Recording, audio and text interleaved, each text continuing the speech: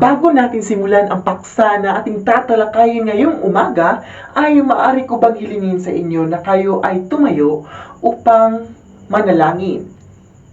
Ngayon, Miss Maris, maaari mo bang panalanginan ang ating umaga ngayon?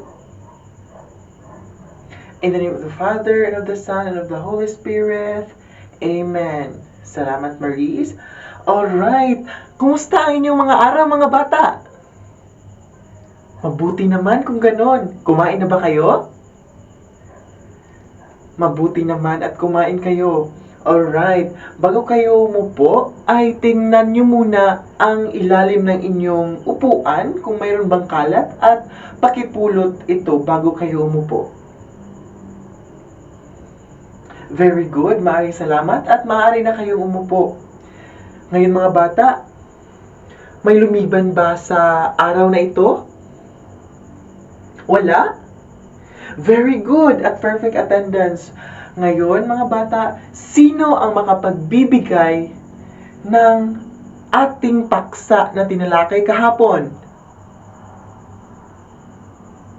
Very good, Kristen Faye. Ang ating tinalakay kahapon ay tungkol sa alamat. Ngayon, ang ating tatalakayin ngayong araw ay tungkol sa pakibasa. Very good. Ang ating tatalakayin ang paksa ngayong araw ay tungkol sa Santa Cruzan. Ngayon ay malalaman nyo kung ano talaga ang Santa Cruzan. At bago ang lahat, meron akong ipapakita sa inyo na 2 litrato. At tingnan nyo ng mabuti kung ano ang inyong nakikita at sabihin sa akin kung ano ang inyong nakikita sa litrato na aking ipapakita sa inyo. Unang litrato. Ano ang nakikita nyo sa unang litrato? Very good! Ito ay litrato ng isang magandang babae na may magandang kasuotan at may escort. Very good mga bata. Ngayon, tingnan nyo naman ang pangalawang litrato. Ano ang makikita ninyo sa pangalawang litrato? Mahusay, magaling mga bata. Ang inyong nakikita sa pangalawang litrato ay mga babae na nagsusuot ng magagarang kasuotan. At ito ay nagsisimbolo sa ano? Very good! Ito ay nagsisimbolo ng isang Santa Cruzan. Magaling at mahusay mga bata. Palakpakan nyo ang inyong mga sarili. Very good. Mahusay mga bata. So, alam niyo na kung ano ang ating tatalakayin ngayon. Ito ay tungkol sa Santa Cruzan. Alright.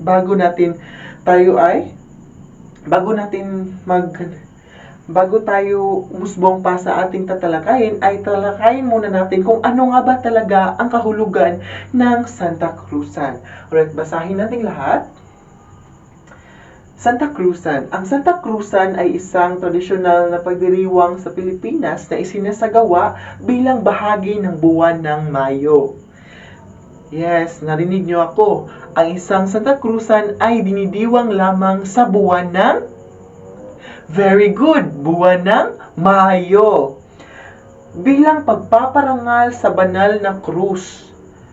Karaniwan ito ay parada ng mga naggagandahang kasuotan. Kagaya ng kasinabi ko kanina, o yung mga litrato na pinakita ko sa inyo kanina, ay yung mga babae na may suot ng mga garang kasuotan dahil ito ay simbolo sa isang Santa Cruzan na nagpaparangal sa banal na very good, banal na krus.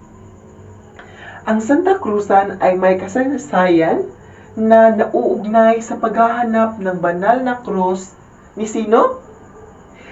Very good, ni Emperatriz Helena. So, ang isang Santa Cruzan ay sumisimbolo at nag-uugnay sa kasaysayan sa paghahanap ng banal na krus ni Emperatriz Helena. Si Emperatriz Helena ang ina ni Emperador Constantino. Sino? Sino nga ulit yun? Very good. Si Helena Emperatriz, ang ina ni Emperador Constantino. Sa prosesyon, may iba't ibang karakter na kumakatawan sa sagradong tauhan ng Kristyanismo. At ang pangunahing tauhan ang Reyna Elena na si Emperatriz Helena na nagdadala ng isang reyna ng krus. Very good. So, ang pangunahing tauhan ng Santa Cruzan ay si Reyna Elena. Tinatawag siya bilang isang Reyna Elena. Si Reyna Elena, siya ay si very good, Emperatriz Helena. Palakpakan niyo inyong sarili, mga bata. Magaling at naintindihan. Naintindihan niyo ba ng mabuti ang ating tinalakay ngayong araw? Mahusay kung ganon. Ngayon, may mga hinanda akong mga katanungan sa inyo.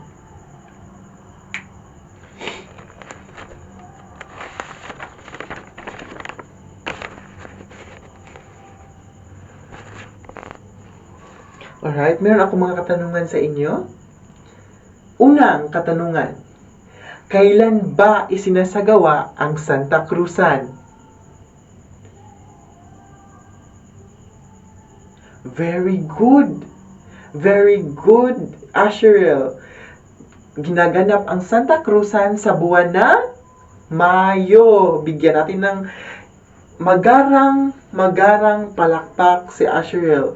1, 2, 3, 4, 5. Very good, Asheril. Ngayon, sa pangalawang katanungan, sino ang anak ni Emperatriz Helena? Sino nga ba yon? Very good, Liza. Ang anak ni Emperatriz Helena ay si Emperador Constantino. Very good. Bigyan natin ng rainbow clap si Liza.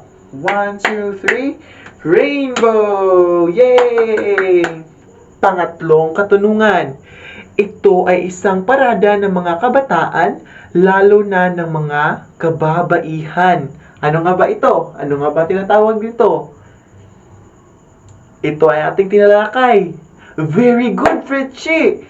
Santa Cruzan! Grabe! Ang gagaling nyo na, ha? Sobra. Dahil alam nyo na ang ating tinakay ngayon at alam kong naintindihan nyo ng mabuti, ay meron akong mahalagang katanungan na itatanong sa inyo. Very good. Ngayon, sa iyong palagay, bakit mahalaga ang pagdiriwang natin sa Santa Cruzan? Ipaliwanag ang sagot.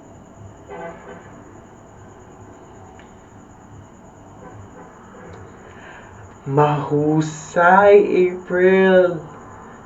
Mahusay. Dahil ito ay kumakatawan at sumisimbolo sa tradisyon nating mga Pilipino, ang Santa Cruzan, kung saan may makita tayo naggagarang kasuotan o parada ng mga naggagandahang kababaihan para sumisimbolo sa tradisyong Pilipino. Mahusay. Ngayon, at dahil alam ninyo kung ano talaga ang tinalakay natin ngayon ay may hinihanda akong pagtataya sa inyo upang siguraduhin natin kung alam nyo nga ba o may mga dapat pa ba kayong katanungan sa akin. Pero sa tingin ko ay wala na. So, dahil nasagot nyo ng mabuti ang lahat ng aking mga katanungan, ay bigyan nyo na inyong sarili ng isang Jollibee Clap. Alam niyo ba yung Jollibee Clap? Hindi, ganito yon. Alright, gagawin ko una at pagkatapos ay sundan niyo ako. Magaling. Alright. 1, 2, 3. 1, 2, 3. Jollibee! Kayo na nga? 1, 2, 3. 1, 2, 3. Jollibee! Very good! Mahusay mga bata at naintindihan nyo ng mabuti at nakinig kayo ng maayos sa aking tinalakay ngayon. Ngayon, pakisagutan ang aking mga inihandang pagtataya sa inyo.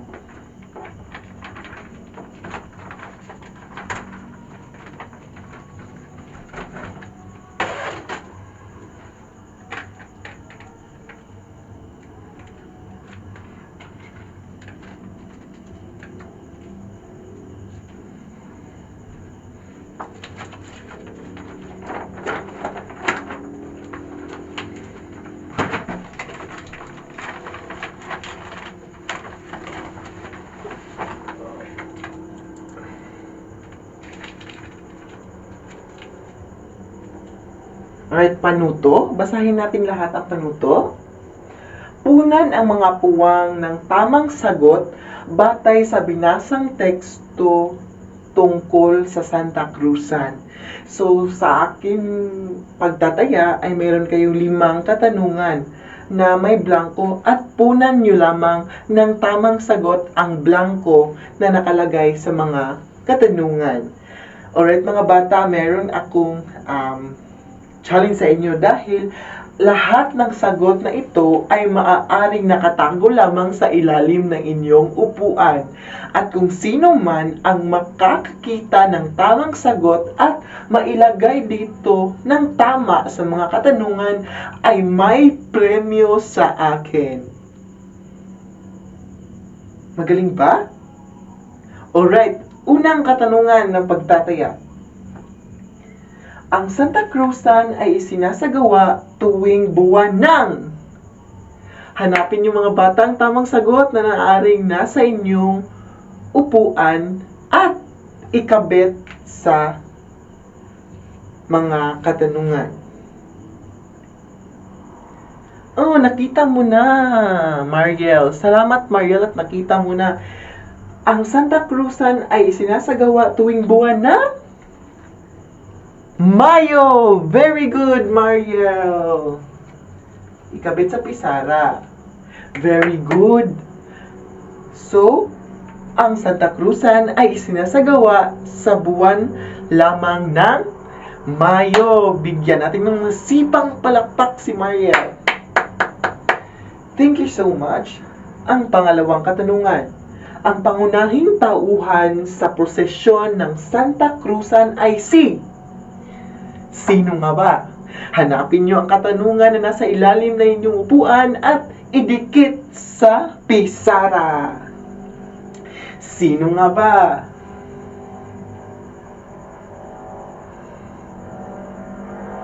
Oh, nakita mo na! Jean, salamat Jean.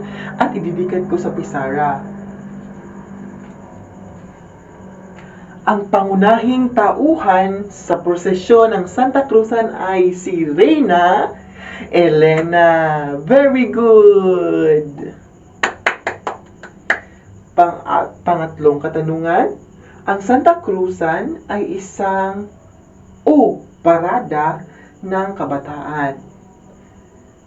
Ang Santa Cruzan ay isang blank o parada ng kabataan o kababaihan. Hanapin ang tamang sagot. Hanapin. Oh, nakita mo na? Salamat kay JR at nakita mo na ang tamang sagot. Ang Santa Cruzan ay isang prosesyon o parada ng kabataan. Mahusay, magaling. Bigyan natin ng masipang palakpak si Kuya JR. 1, 2, 3, 4, 5. Yay! Pang-apat na katanungan. Si Blanc ay ina ni Emperador Constantino at naghahanap ng banal na krus. O diba? Nasabi ko yan kanina. Sino nga ba ang naghahanap ng banal na krus? Hanapin ng mabuti ang tamang sagot na nasa ilalim ng inyong upuan. Oh, nakita mo na! Maraming salamat, Rodeline. At nakita mo na ang tamang sagot. Si, basahin ng mabuti, Emperatriz Helena ay ina ni Emperador Constantino na naghahanap ng banal na Cruz. Very good.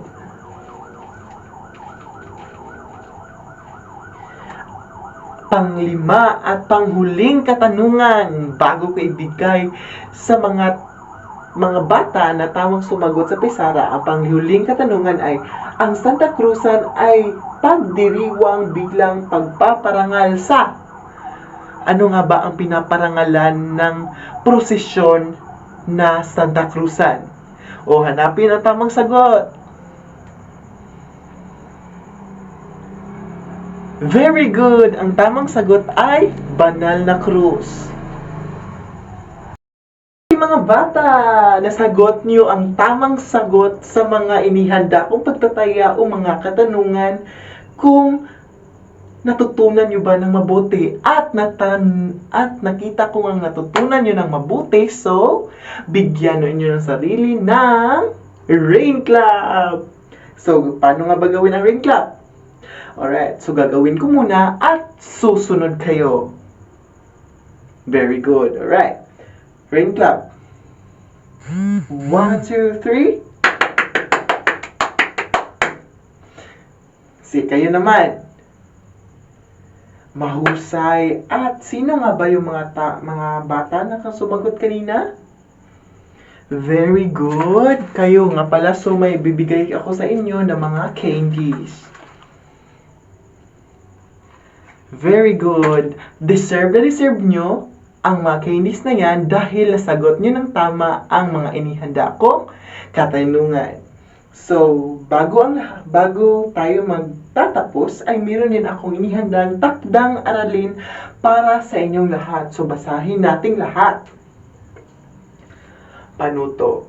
Gumawa ng isang simpleng poster nagpapakita ng isang kaganapan sa Santa Cruzan.